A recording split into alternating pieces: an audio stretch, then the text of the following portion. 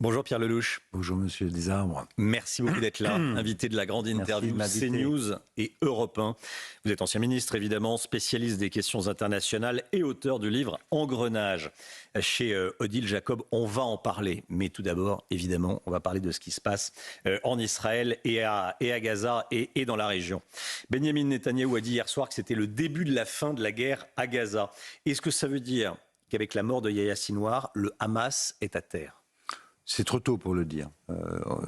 Il y a deux inconnues. La première, c'est qu'est-ce qui va se passer au niveau du Hamas. La deuxième, c'est qu'est-ce que va faire Israël et quelle stratégie ils vont prendre. Sur le Hamas, on ne sait pas. Ce qu'on sait, c'est qu'ils ont décapité. Ils ont perdu hier leur chef politique et militaire à la fois, puisque après la mort d'Ismaël Haniyeh, Sinwar cumule les deux titres à Gaza. Alors, qu'est-ce qui reste ? Il reste son frère sur place, qui était son adjoint, qui est aussi extrémiste que lui, et il reste deux personnes à Qatar. L'un, c'est Khaled Meishal, qui dirigeait le Hamas jusqu'en 2017, et il reste le numéro 2 de Sinwar, qui est aussi à Qatar. Donc, qu'est-ce qui va sortir de leur discussion pour trouver un successeur ? À ce stade, personne n'en sait rien. Après, ça, c'est pour le Hamas. Ça, c'est pour le Hamas. Pour Israël. Mais ils sont quand même extrêmement affaiblis. Oui. Et l'option existe de remplacer le Hamas par le Fatah, c'est-à-dire l'Organisation de libération de la Palestine, qui est un mouvement qui, lui, n'est pas fondamentaliste et qui est dans la négociation avec Israël et non pas dans l'élimination d'Israël, ce qui était le cas du Hamas. Après, il y a la stratégie de Netanyahou lui-même, qui vient de remporter un succès militaire et quelque part de venger toutes les erreurs qui ont été faites au moment du 7 octobre, où ils n'avaient rien vu venir, les services israéliens, et Netanyahou non plus. Donc il va y avoir une commission d'enquête sur ce ratage monstrueux du 7 octobre. Mais pour l'instant, il engrange une victoire militaire. Mais là, c'est une victoire incontestable de Benjamin Netanyahou. Qui vient d'ailleurs prouver que tous ceux qui demandaient un cessez-le-feu, y compris le président français, se trompaient, comme je le disais moi-même à l'époque. Pas demander un cessez-le-feu en laissant Sinwar à la tête du Hamas. Donc là, ils ont démontré qu'il fallait éliminer la tête du Hamas. Ils l'ont fait. La question, c'est qu'est-ce qu'ils font après ? Qu'est-ce qui se passe le jour d'après ? Il a l'option, avec l'aide des Américains, des Européens, si on arrive à s'inviter à la table, on y reviendra, c'est pas encore fait, avec les États du Golfe, ils ont l'option de changer l'équation, c'est-à-dire de créer une entité palestinienne qui prenne en charge la reconstruction de Gaza, qui prenne en charge la reconstruction des territoires, et là on va vers une solution politique. Mais est-ce que Netanyahou est câblé pour faire ça avec les alliés extrêmement durs qu'il a dans son propre gouvernement ? C'est toute la question. Donc voilà, il y a Benjamin Netanyahou l'a dit, hier soir, c'est le début de la fin de la guerre, si le Hamas rend les armes et libère les otages. Voilà, de toute façon, il faudra ces deux conditions-là, mais je pense que les gens qui sont à Qatar, qui parlent aux Qataris et qui parlent aux Égyptiens, peut-être vont arriver à ça. On n'en sait rien en réalité. Je voudrais qu'on parle de Yahya Sinwar. Son surnom était, on l'a dit dès hier soir, mais je voulais que vous nous dressiez à nouveau son portrait pour qu'on comprenne bien de qui l'on parle. Son surnom était le boucher de Khan Younes. Oui, c'était un islamiste, un vrai. Il connaissait, semble-t-il, le Coran par cœur. Il avait été élevé à Gaza, il passait toute sa vie à Gaza. Il ne rêvait qu'une chose, c'était de retourner en Palestine et libérer et détruire l'État d'Israël pour recréer une Palestine, mais une Palestine islamique. Il voulait un califat. C'est en toutes lettres dans la charte du Hamas, qui n'est pas la charte palestinienne. La charte palestinienne parle de négociation, c'était la ligne d'Arafat. Eux, ils sont dans une logique islamiste, fanatique. Oui. Donc, quand il a été libéré, après avoir passé 2 décennies en prison, pour avoir tué des Palestiniens de ses mains, les avoir accusés d'être collaborateurs d'Israël, après avoir été libéré en échange du soldat franco-israélien Shalit, il a patiemment construit une véritable forteresse souterraine à Gaza, avec l'argent envoyé du Qatar et l'argent récupéré de partout, de l'ONU et ailleurs. Militairement, c'est très nouveau ce qui a été fait. Imaginez construire une forteresse souterraine dans toute l'histoire, mais même médiévale, il y avait des forts, des fortins, tout ce qu'on veut, mais toujours en dehors de la terre. Là, il a construit une véritable ville souterraine, extrêmement difficile à détruire, qui a amené à la mort de 40 000 personnes, parce qu'il y avait des gens au-dessus. Donc lui, il ne cachait pas sa population, il cachait ses armes et ses soldats. Donc la guerre a été extrêmement cruelle. Il ne voulait pas l'interrompre parce que plus ça durait, plus Israël était littéralement crucifié comme État génocidaire, alors qu'Israël était lui-même le produit du génocide. Donc c'est très pervers et très efficace, puisque la guerre informationnelle, c'est Sinwar qui l'a gagnée jusqu'à présent. Et même les conditions de sa mort, les armes à la main, sont vécues comme la preuve que c'était un vrai martyr, un shahid, comme ils disent. Et je pense qu'il va faire des émules. Il est clair que le Hamas n'est pas fini. C'est ce que dit l'Iran. Oui, c'est ce que dit l'Iran. Voilà. C'est la réaction iranienne. C'est le point dur, l'Iran. Hein, parce que si l'Iran, imaginez une seconde qu'on ait la chance d'avoir un gouvernement démocratique en Iran qui change de politique, là vous avez un Liban qui sort de l'enfer et de l'enfermement du Hezbollah, et vous avez une solution politique à Gaza. C'est l'Iran qui tient en grande partie une des clés de cette situation au Proche-Orient. Que pourrait faire l'Iran ? Ils vont compter. S'ils continuent à armer, à envoyer des missiles, à soutenir le Hezbollah et ensuite à continuer cette propagande islamiste très très dure, le Hamas ne disparaîtra pas. Et à un moment ou un autre, il y aura une conflagration entre Israël et l'Iran. C'est ce que je crains, c'est ce que tout le monde craint d'ailleurs.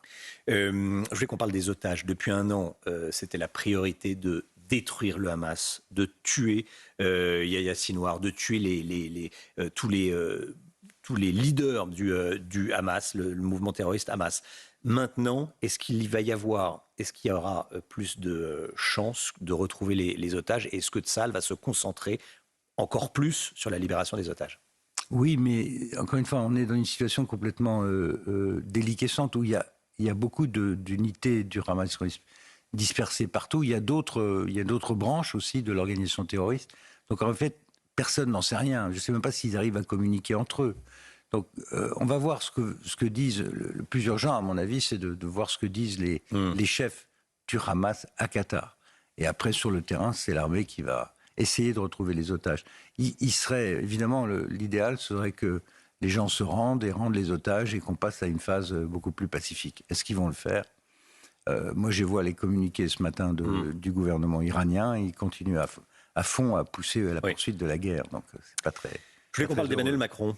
Emmanuel Macron, cette nuit, a dit que c'était un tournant dans le conflit. Il a par ailleurs, il est revenu également sur ce qu'il aurait dit, même s'il le dément en Conseil des ministres, ce message adressé à Benyamin Netanyahou, comme quoi Israël a été créé en 1947 par l'ONU. Comment est-ce que vous analysez, comment est-ce que vous décryptez, quel est votre commentaire sur l'attitude d'Emmanuel Macron ? Je vous avoue, comme beaucoup, je n'y comprends plus rien, parce qu'il a commencé il y a un an en embrassant Bibi Netanyahou, en lui promettant de recréer une alliance internationale contre le Hamas. Ensuite, il a évolué de façon de plus en plus dure contre Netanyahou, en l'appelant à faire des cessez-le-feu à Gaza, au Liban, en se posant comme un opposant à la livraison d'armes. Et puis avec cette phrase définitive l'autre jour sur le thème il devrait se souvenir que Israël a été créé par une résolution de l'ONU, sous-entendu un acte notarié peut être repris et ça peut être la fin d'Israël. Donc là, il s'est peut-être rendu compte que c'était allé trop loin. Il dit, j'ai jamais dit ça, je dément. Voilà. Il dit, il n'y a pas d'ambiguïté. La France n'a jamais fait défaut à l'État d'Israël. C'est ce qu'a dit Emmanuel Macron cette nuit. Enfin, c'est quand même pathétique de voir ça, quoi. Le président de la République est pathétique. Je trouve que c'est pathétique pour l'image de la France. Ou bien c'était faux depuis le début. Dans ce cas-là, il fallait faire un démenti tout de suite. Ou bien il fallait laisser traîner. Et on a eu droit à l'échange, l'interview de Netanyahou dans le Figaro d'hier, un clash diplomatique avec Israël, au moment où Israël remporte un succès, où on a l'air, disons, pas très malin. Et où pourtant il faudrait que l'Europe rentre dans le processus de négociation qui va commencer. Pour les Américains, pour Biden et Kamala Harris, la nouvelle d'hier était une très bonne nouvelle, parce qu'ils ne contrôlaient plus la situation. Là, il y a une chance de faire redémarrer un processus politique de paix, et il faut que l'Europe en fasse partie. Simplement, après les cafouillages successifs de M. Macron, je ne suis pas trop sûr qu'on soit malheureusement audible. J'espère qu'on le sera. Quel est le poids de la France aujourd'hui au Proche-Orient ? Est-ce que la voix de la France est toujours entendue ? Alors, elle est un peu au Liban, puisque avec les Américains, on a œuvré à trouver une solution politique. Mais pour l'instant, c'est les Américains qui mènent le jeu, à supposer qu'ils le mènent d'ailleurs, puisque Netanyahou fait en gros ce qu'il veut, en profitant du chaos de la campagne américaine. Pour Biden et Kamala Harris, ça devenait délicat d'ailleurs, puisque eux, ils sont coincés entre la pression des pro-Israël d'un côté, et puis la pression des voix arabes, notamment dans le Michigan, qui peuvent décider de la campagne, de l'issue de la campagne. Ouais. Donc Biden, il avait besoin de ça, et hier, il s'est réjoui en disant que c'était une bonne nouvelle, etc. Après, il faut voir dans les jours qui viennent ce qui va se passer. Souhaitons que l'option politique puisse redémarrer le plus vite possible. L'élection présidentielle, le 5 novembre, américaine, le 5 novembre, deux candidats. C'est Donald Trump qui affiche le soutien le plus clair à Israël. Qu'est-ce qui se passera si Kamala Harris est élue ? En gros, la même chose que Biden, je dirais. Elle est très peu expérimentée sur les questions internationales. Je connais bien son conseiller, qui est d'ailleurs francophone et francophile, Phil Gordon. Mais en gros, tout le monde pense que elle restera dans les clous de Biden, de politique démocrate habituelle.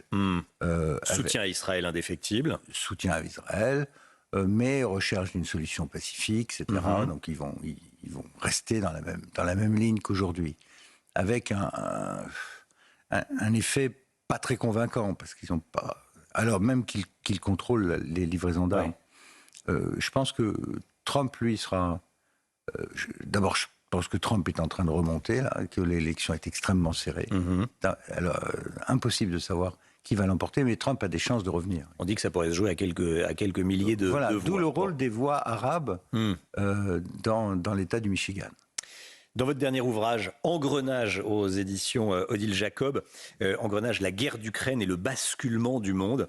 On le voit à l'écran et voilà, le titre, je le donne pour les auditeurs d'Europe 1. Vous évoquez une recomposition géopolitique globale et vous évoquez un Sud déterminé à en finir avec la domination occidentale, c'est-à-dire ?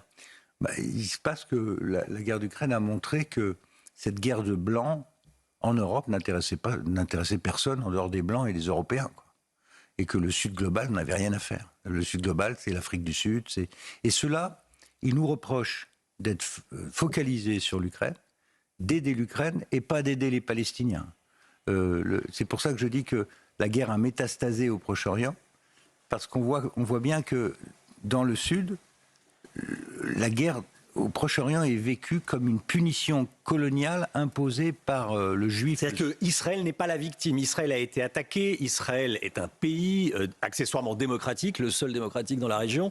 On le répète rarement. Et c'est lui qui est poursuivi pour être un État. C'est une inversion des valeurs.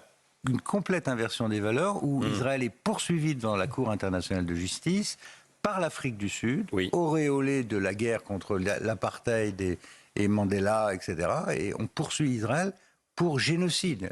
On traite Israël d'État génocidaire et le héros devient le Palestinien. Le héros qu'on retrouve à Sciences Po, qu'on retrouve à Harvard, qu'on retrouve dans les facs. Celui qui représente la lutte de la libération du Sud contre la domination impérialiste occidentale, c'est le Palestinien. Donc on est rentré dans un phénomène d'inversion incroyable, avec en face de nous, ça c'est une des conséquences de cette guerre par procuration entre l'OTAN et la Russie. On a fabriqué à côté de la Russie ce que j'appelle les 4 cavaliers de l'Apocalypse, c'est-à-dire une alliance Russie-Chine, à laquelle s'ajoutent 2 États particulièrement toxiques, la Corée du Nord et l'Iran. Et on retrouve les mêmes dans les 2 conflits en même temps. C'est-à-dire que les Iraniens vendent des missiles aux Russes qui tapent ensuite les Ukrainiens. On voit des Américains qui abattent des missiles iraniens au-dessus d'Israël, comme ils aident les Ukrainiens à descendre les missiles russes.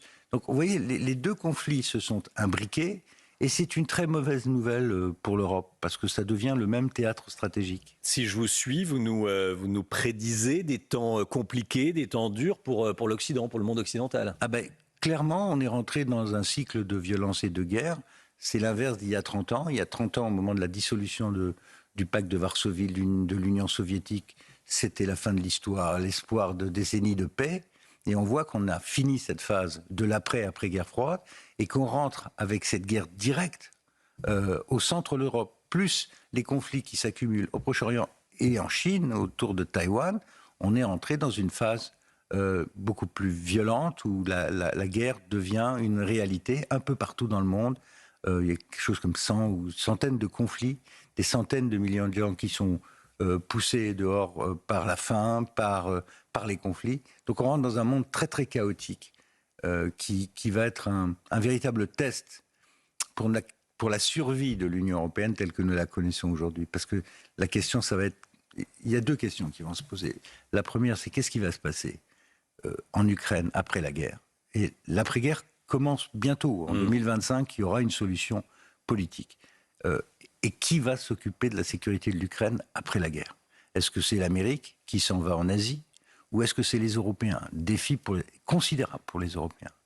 Et la deuxième chose, c'est comment est-ce qu'on gère la périphérie immédiate de l'Europe, c'est-à-dire l'Afrique, le Moyen-Orient, avec le défi démographique, le défi migratoire et le défi de la prolifération des armes de destruction massive. Donc on rentre dans un monde beaucoup plus chaotique qui va nous exiger de nous un retour au monde réel, celui de la puissance et de l'effort.